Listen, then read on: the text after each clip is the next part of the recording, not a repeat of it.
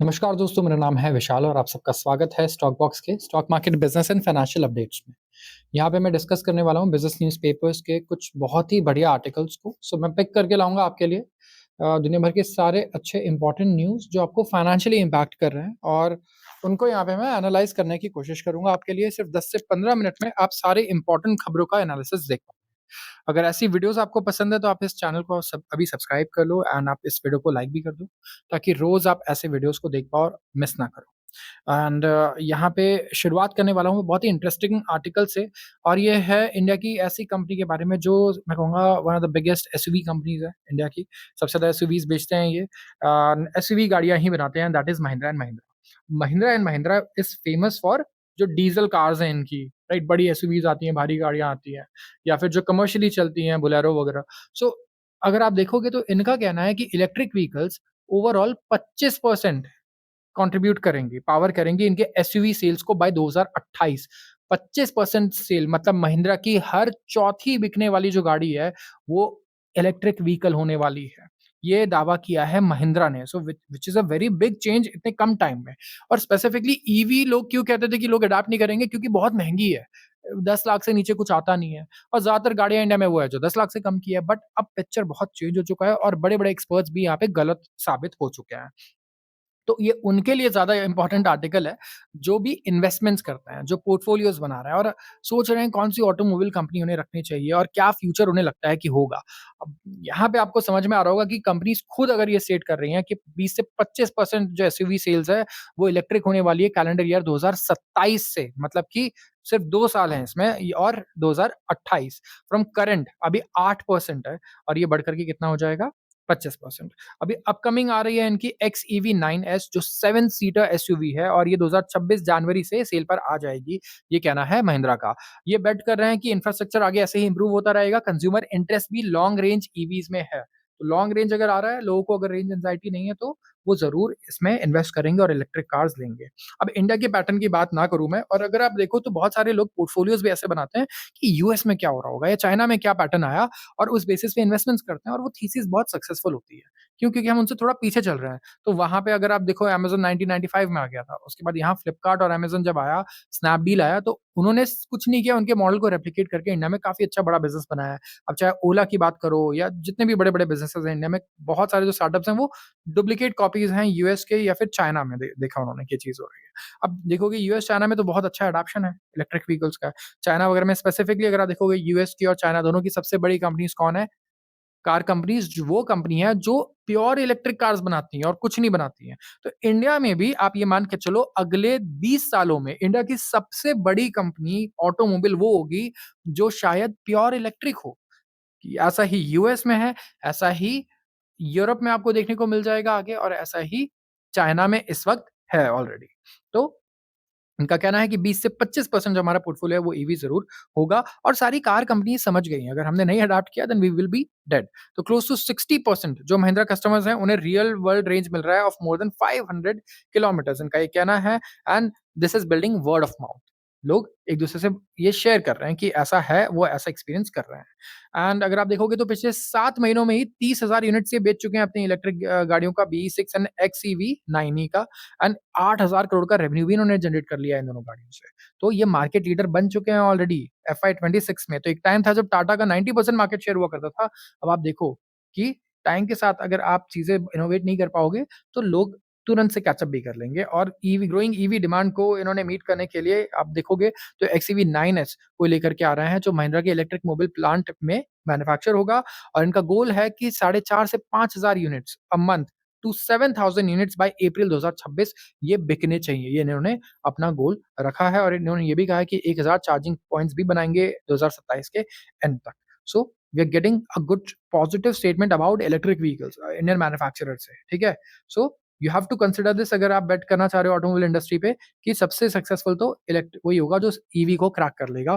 फिलहाल के लिए टेस्ला है, यूएस में सबसे बड़ा जो है, पूरी दुनिया का भी मोस्ट वैल्यूड ऑटोमोबाइल ऑटोमेकर है वो। एंड बीवाईडी चाइना में अगर आप देख सकते हो, तो वो भी प्योर डोमिनेशन दिखा रहा है। कोई भी डीज़ल या पेट्रोल या सीएनजी वाली कंपनी उनके सामने नहीं टिक पा रही है। अगले आर्टिकल की मैं चर्चा करूँगा और ये है इंडिया के फूड मार्केट के बारे में। हमारा फूड मार्केट $125 बिलियन क्रॉस करने वाला है बाय 2030। 2030 ये रिपोर्ट आई है। तो अगर आप सोच रहे हो कि यार लोग इंडिया में इनोवेशन पे क्यों नहीं काम कर रहे हैं, space related technologies, artificial intelligence और ये वो, तो मैं आपको बता दूँ कि यहाँ पे जो सबसे बड़ी इंडस्ट्रीज़ हैं वो फूड और इन चीज़ों से रिलेटेड है। तो सबसे ज़्यादा इनोवेशन भी वहाँ आएगा। सबसे ज़्यादा स्टार्टअप्स आप देखो कौन से हैं? फूड वाले हैं। क्यों हैं? क्योंकि सबसे ज़्यादा पैसा ही वहाँ बन रहा है, सबसे ज़्यादा रिटर्न्स वहाँ जनरेट हो रहे हैं। तो इंडिया का जो रिलेशनशिप है विद फूड, इसमें एक नोटिसेबल शिफ्ट आ रहा है इस वक़्त। अब बहुत सारे आप में से ऐसे लोग होंगे जो इन्वेस्टेड होंगे क्यूएसआर्स में। क्विक सर्विस रेस्टोरेंट चेन होते हैं जैसे पिज़्ज़ा हट है, राइट? बर्गर किंग है, मैकडॉनल्ड्स है, डोमिनोज़ है। तो इनमें से बहुत सारे लिस्टेड हैं, राइट? जो कंपनीज़ इनको मैनेज करती है इंडिया में वो लिस्टेड भी हैं। तो इंडिया का जो रिलेशनशिप है फूड, वो उसमें एक नोटिसेबल शिफ्ट आया है। तो अगर आप एक इन्वेस्टर हैं और आज इन्वेस्ट करना चाहते हैं कि यार फूड इंडस्ट्री में भी कुछ खरीदना है, तो क्या चीज़ें हैं जो ग्रोइंग ट्रेंड है? आप देखो, आपको नोटिस भी आप कर चुके होंगे। सबसे पहले तो इंडिया में लेट नाइट क्रेविंग्स अगर आप देखोगे तो ये बहुत ज़्यादा तेज़ी से बढ़ रहा है ये सेगमेंट। यहाँ पे ग्रोइंग एपेटाइट है हेल्थियर मील्स का, प्रोटीन वगैरह आप देखो तो स्विगी, ज़ोमैटो पे अब लिखा आता है, राइट? तो इंडियंस ये भी कॉन्शियस हो गए हैं कि हम जो खा रहे हैं, कंज़्यूम कर रहे हैं, उसमें कितनी कैलोरीज़ और कितना प्रोटीन है। और ये ब्रांड्स मेंशन भी कर रहे हैं, जो मेंशन कर रहा है, वो ज़्यादा सेल कर जा रहा है। भले ही वो उसकी यूएसपी कुछ और ना हो, टेस्ट ना हो या क्वांटिटी। दूसरा, लेट नाइट क्रेविंग्स वाली चीज़ें, ये काफ़ी ज़्यादा चल रही हैं एंड कंज्यूमर्स जो हैं काफ़ी एडवेंचरस भी होते जा रहे हैं, मतलब नई चीज़ें ट्राई करने में बिल्कुल भी हिचकिचा नहीं रहे हैं। अगर आप देखेंगे नंबर ऑफ यूनिक क्विज़िन्स जो ऑर्डर की जाती हैं पर यूज़र, ये 20% से बढ़ चुकी है। एंड इन कंपैरिज़न जो नंबर ऑफ रेस्टोरेंट हैं कस्टमर ऑर्डर्स फ्रॉम, ये 30% से बढ़ चुका है। तो ऑन एन एवरेज इंडियन अगर आप देखोगे, पहले फॉर एग्ज़ाम्पल 10 रेस्टोरेंट से ऑर्डर कर रहा था, तो अब वो 13 रेस्टोरेंट से कर रहा है अलग-अलग। एंड जो इनसाइट्स हैं ये स्विगी के एनुअल रिपोर्ट में मेंशन्ड है, हाउ इंडिया ईट्स, कि इंडिया किस तरीके से खाता है। बहुत इंटरेस्टिंग रिपोर्ट है, आप जाके पढ़ भी सकते हैं। तो इनका कहना है कि $125 बिलियन से ज़्यादा बड़ा मार्केट होगा 2030 तक। एंड यहाँ पे ऑर्गेनाइज़ सेक्टर डबल पेस से ग्रो करने वाला है अनऑर्गेनाइज़ से। तो जो लोग इन्वेस्टर्स हैं, उनके लिए बहुत अच्छा यहाँ पे मैं कहूँगा मौका है। क्यों? क्योंकि अनऑर्गेनाइज़ सेक्टर में आप इन्वेस्ट नहीं कर पाओगे, बट ऑर्गेनाइज़ सेक्टर वाले चेन्स ऑलरेडी लिस्टेड हैं। कहाँ पर लिस्टेड है ये? स्टॉक एक्सचेंज पे, स्टॉक मार्केट में। तो वहाँ पे आप पार्टिसिपेट भी कर सकते हो। और सिंपल सा फैक्ट देखो, 2019 से 2030 तक का मैं डेटा बता रहा हूँ, 2025 का तो अभी चल रहा है दो और 2019 हो चुका है, 2030 आने वाला है। अनऑर्गनाइज़्ड सेक्टर, जहाँ से आप खाना खा रहे थे पहले, वो पहले 60 से 65% हुआ करता था 2019 में, और अब गिर करके सिर्फ 45 टू 50% रह गया है।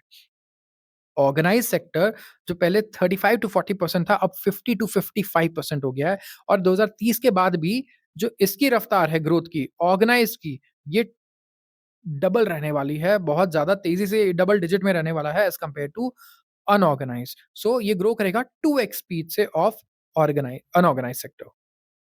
तो ये कहीं न कहीं बहुत बड़ा एक एडवांटेज है, मैं कहूँगा ऑर्गनाइज़ सेक्टर के पास। एक तो मार्केटिंग इतनी अच्छी है, डिस्ट्रीब्यूशन इतना बढ़िया हो गया है, स्विगी और ज़ोमैटो के आने से, और लोगों के हाथ में पैसा आ गया और लोग खर्च भी कर रहे हैं इस चीज़ पे। So this is eventually going to go big.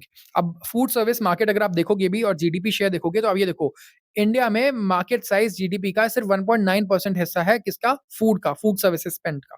And वही अगर आप देखोगे कोरिया में, तो 5.2%, मतलब पर कैपिटा $1662 फूड सर्विसेज़ पे खर्च करता है एक आदमी। मतलब कितना हो गया? I think ₹1,60,000 on an average एक कोरियन खर्च करता है किस पे? खाने से रिलेटेड सर्विसेज़ पे।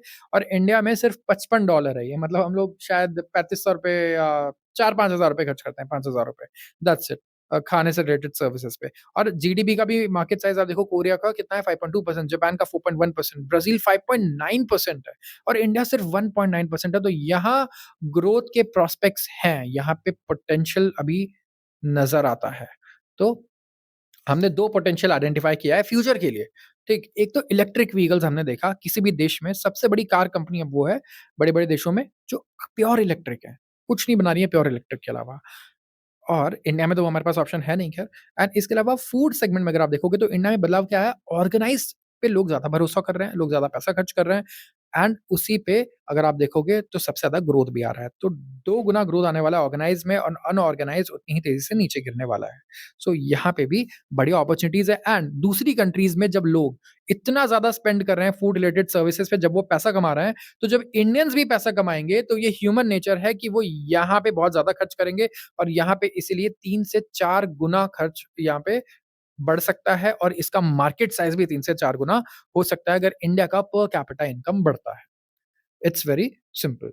अब ग्रोथ कौन से कैटेगरी में आ रही है? इंडिया में projected growth rate cloud kitchen का 32 से 37% है। मतलब हर 2 साल में ये डबल हो जाएँगे। क्लाउड किचन का जो मार्केट है। फाइन डाइनिंग 11 से 13% रहेगा। डेजर्ट एंड आइसक्रीम पार्लर्स 14 से 16% की ग्रोथ रेट है। कैफे 10 से 11% है। पब एंड बार कैफे 9 से 10%। तो सिंगल डिजिट में कुछ नहीं है। क्यूएसआर क्विक सर्विस रेस्टोरेंट जैसे कि डोमिनोज, पिज्जा हट, ये देखिए 15 से 17% और कैजुअल डाइनिंग भी 10 से 11%। तो यहाँ पे एटलीस्ट हमें डबल डिजिट ग्रोथ रेट दिख रहा है हर एक सेगमेंट में। और क्लाउड किचन यहाँ पे एक आउटलायर है, 32-37%। मतलब हर डेढ़ 2 साल, 2 साल 2.5 साल में अपने कहीं ना कहीं जो कंपनीज है क्लाउड किचन, वो अपने बिजनेस को डबल करते नजर आएंगे, वो भी बड़े बड़े लीडर्स। तो ये एक इंपॉर्टेंट डेटा है जिसके बारे में हमें पता होना चाहिए। और इस टाइम पे मार्केट साइज कितना था? 2019 में $49 बिलियन का था, अभी $78 बिलियन का है, और आगे अगले 5 साल में ही हो जाएगा $125 बिलियन से भी ऊपर का। अगले आर्टिकल पे आते हैं। अब आज के आर्टिकल्स थोड़े इंटरेस्टिंग और सारे फ्यूचरिस्टिक हैं। मतलब अभी क्या चल रहा है और आगे कुछ बड़ा चेंज होने वाला है उसके बारे में। पहले हमने बात कर ली किसकी?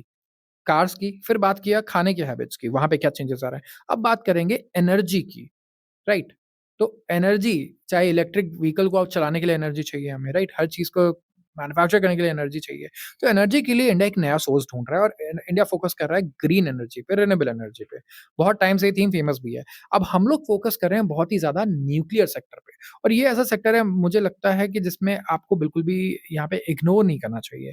क्यों? क्योंकि ये ऐसा नहीं है कि ये बहुत बड़ा हो जाएगा या कोल को रिप्लेस कर लेगा या कुछ, नहीं, ऐसा बिल्कुल भी नहीं होने वाला। बट ग्रोथ की पोटेंशियल इसी में सबसे ज़्यादा है। मैं ये कह रहा हूँ कि हो सकता है ये सिर्फ 100 करोड़ की इंडस्ट्री हो, जो 10,000 करोड़ की हो जाए या 1 लाख करोड़ की हो जाए। वेरी ईज़िली, बहुत ईज़िली, राइट? तो 100 गुना और 1000 गुना ग्रोथ यहाँ आ सकती है, भले ही इंडस्ट्री अभी छोटा हो। और जो इंडस्ट्री ऑलरेडी 10 लाख करोड़ की है, या मैं कहूँगा 100 लाख करोड़ की है, वहाँ पे 100 एक्स या 1000 एक्स आपको नहीं देखने को मिलने वाला। तो यहाँ पे नरेंद्र मोदी ने प्रॉमिस किए हैं opportunities for private companies in nuclear sector.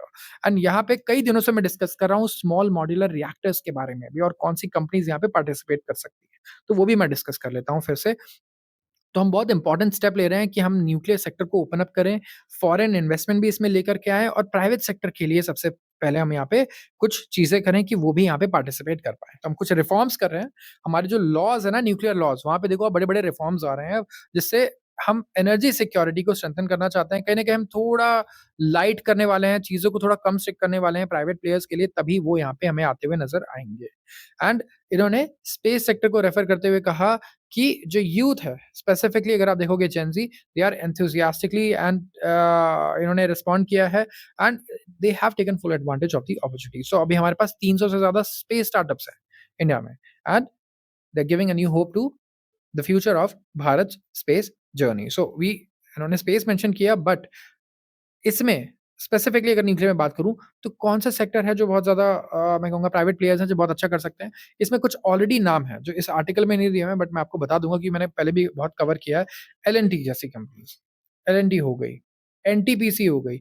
Already जो एस्टेब्लिश्ड प्लेयर्स हैं ना, उनके पास पैसा है, बहुत ज़्यादा रिज़र्व्स हैं, और उस पैसे से वो एक्सपेरिमेंट कर सकते हैं। They are not scared of losing, मतलब गया भी तो कुछ जा नहीं रहा, and they are very interested. ऐसी जो कंपनीज़ हैं, एल-एन-टी हो गई, एनटीपीसी हो गई, और भी कंपनीज़ हैं, ये स्मॉल मॉड्यूलर रिएक्टर्स के बारे में, एसएमआर्स, इसके बारे में आपको पढ़ना चाहिए मुझे लगता है, and you will be able to understand कि हम छोटे रिएक्टर सेटअप करना चाहते हैं, एंड हम चाहते हैं कि ढेर सारे नंबर ऑफ पावर स्टेशंस हमारे पास ढेर सारे हों, छोटे-छोटे रिएक्टर्स हों, ताकि हम लोकल पावर स्टेशंस यहाँ पे बना पाएँ। तो इंडिया का गोल कुछ इस तरीके से, ऑल्दो हम लोग चाहते हैं कि हम इंडिपेंडेंट भी बने, but we don't have anything like this जो हम खुद बना सकते हैं। So we have to get this from United States of America. तो यूएसए से हमें कहीं न कहीं मदद लेनी पड़ेगी if you want to as nuclear energy. इसके साथ ही मेरा क्वेश्चन है आज का कि कौन-सी कंट्री है पूरी दुनिया में जो जिसके पास सबसे बड़ा न्यूक्लियर इंडस्ट्री है, न्यूक्लियर एनर्जी का इंडस्ट्री है। उनके पास सबसे ज़्यादा न्यूक्लियर रिएक्टर्स हैं, एंड ओवरऑल इलेक्ट्रिसिटी जनरेशन में सबसे ज़्यादा कंट्रीब्यूशन न्यूक्लियर से आता है। तो कौन-सी ऐसी कंट्री है? एंड हिंट यही है कि of course it's a developed country, and उनमें से ही आपको एक कंट्री मिल जाएगी। अगले आर्टिकल पे आता हूँ मैं, and this is about IT. अब मैं हमने कितने वैरायटी ऑफ सेक्टर्स को आज डिस्कस किया है। अब मैं आखिर में मैं आ रहा हूँ आईटी पे, और एआई वगैरह सुन-सुन के तो वैसे भी लोग बहुत पक चुके हैं। बट स्टिल यहाँ पे जो डिमांड ट्रेंड है ना हमारे आईटी के लिए, बहुत ही स्टेबल नज़र आ रहा है। लोग जैसे बोल रहे थे कि आगे बिज़नेस लॉस होगा, कुछ होगा एआई वगैरह के वजह से, उल्टा इनका फ़ायदा होने वाला है, क्योंकि ऑर्गनाइज़ेशंस के पास एआई आ गया, लेकिन इसका करना क्या है उन्हें पता नहीं है। ठीक है? तो ऐसी कंपनीज़ जो कंसल्टिंग कंपनीज़ हैं, कंसल्टेंसीज़ क्या करती हैं, वो प्रोडक्ट बना नहीं रही है। वो प्रोडक्ट को अब आपके यहाँ इम्प्लीमेंट करेंगी, बताएँगी आप कैसे यूज़ करो, क्या करो और उससे वो पैसा कमाएँगी। तो इन्होंने कहीं न कहीं जो अपना काम है वो अभी भी वो करते रहेंगे और उसकी डिमांड काफ़ी ज़्यादा भी है। जैसे ही कोई चेंज आता है ना आईटी में तब बिज़नेस बढ़ता है। अब एआई एक बहुत बड़ा चेंज है, तो हमारे आईटी इंडस्ट्री के पास एक बहुत बड़ा यहाँ पे अपॉर्च्युनिटी है उसे कैपिटलाइज़ करने के लिए। वैल्यूएशन के टर्म्स में भी अगर आप देखोगे तो बहुत सारे रिपोर्ट आ चुके हैं कि जो आईटी के वैल्यूएशंस हैं, वो बहुत ही ज़्यादा नीचे आ चुके हैं। मतलब आईटी कंपनीज़ की वैल्यूएशन 2018-19 के लेवल पे आ चुके हैं कोविड के पहले के, जबकि हम लोग कमाते वहाँ से काफ़ी ज़्यादा हैं। मतलब काफ़ी ज़्यादा हम अर्न कर रहे हैं, काफ़ी अच्छा रेवेन्यू है वहाँ से, लेकिन वैल्यूएशंस पिछले 5-6 साल के लोएस्ट पॉइंट पे चला गया है एज़ कंपेयर टू प्रॉफिट्स। तो यहाँ पे बिग 5 विटनेस कर रहा है एवरेज ग्रोथ ऑफ 6.2% एंड बहुत सारे फर्म्स हैं उन्होंने हाइक कर दी अपनी गाइडेंस को भी and upper end of the growth band है उसे भी लिफ्ट कर दिया है। तो कमेंट्री कॉशियस है जहाँ पे इन्फोसिस एचसीएल जो है गाइड कर रहा है 2 to 3% and 3 to 5% revenue growth, लेकिन यहाँ पे सेवरल क्वार्टर्स जो आए थे हमारे गाइडेंस डाउनग्रेड के, उससे तो ये बहुत बेटर है। तो गाइडेंस बेसिकली ये होता है कि जो मैनेजमेंट है कंपनी की वो कहती है कि हम आगे क्या एक्सपेक्ट कर रहे हैं और बहुत इंपॉर्टेंट होता है ये। लोग आज के रिज़ल्ट पे फ़ोकस नहीं करते हैं, हमेशा कल के पॉसिबिलिटीज़ पे फ़ोकस करते हैं जब वो पैसा लगाते हैं। तो इसीलिए स्टॉक प्राइस अगर आज नीचे गिर रहा है, तो वो ये देख रहा है कि गाइडेंस क्या है? अगर गाइडेंस खराब आ रही है, आज कितना ही अच्छा रिज़ल्ट आया हो, स्टॉक प्राइस नीचे जाता हुआ हमें नज़र आता है कई बार। सो बहुत सारे कॉन्ट्रैक्ट्स हैं ड्रिवन बाय एआई जो हमें देखने को मिल रहे हैं एंड आईटी फर्म्स एक्नॉलेज कर रही है कि उनकी प्रोडक्टिविटी भी काफ़ी बढ़ गई है क्योंकि ये जेन एआई यूज़ कर रहे हैं, अलग-अलग सर्विस लाइन्स में, तो अब इन्हें कम लोगों की ज़रूरत पड़ रही है, सेम काम करने के लिए एंड तो इनका जो मेन कॉस्ट है, वो एम्प्लॉयमेंट कॉस्ट ही होता है, वो भी धीरे-धीरे नीचे गिरता जा रहा है। सो यहाँ पे काफ़ी अच्छी अपॉर्च्युनिटीज़ हैं आईटी सेक्टर में, अगर कोई सेफ अपॉर्च्युनिटीज़ ढूँढ रहा है, हमें लगता है स्पेसिफिकली जो बड़ी कंपनीज़ हैं, वहाँ पे भी आप देख सकते हैं एंड जो छोटी कंपनीज़ हैं, वहाँ पे भी आप केयरफुली अगर आप नंबर ऑफ कंपनीज़ को एनालाइज़ कर पाएँ, जो बहुत ज़्यादा है, तो आप बहुत अच्छी अपॉर्च्युनिटीज़ निकाल सकते हैं। तो आज के लिए बस इतना ही, अगर आपको वीडियो पसंद आई हो, तो आप ज़रूर इसे लाइक करें एंड इस चैनल को सब्सक्राइब करना बिल्कुल ना भूलें एंड कल भी मैंने क्वेश्चंस पूछा था और एक क्वेश्चन स्पेसिफिकली था विंटर के बारे में कि इस बार क्यों विंटर्स बहुत ही ज़्यादा हार्श रहने वाले हैं एंड इसका सही आंसर दिया था कुछ लोगों ने। So La Nina was the answer and summers में जैसे एल नीनो हमें बहुत परेशान करता है, बहुत ज़्यादा समर्स हार्श होते हैं, वैसे विंटर्स में ला नीना है इस बार, जिसकी वजह से विंटर्स एक्सपेक्टेड है कि बहुत ज़्यादा हार्श रहने वाले हैं एंड आई थिंक मेरे व्यूअर्स इस टाइम पे फ़ील भी कर पा रहे होंगे। So, thank you.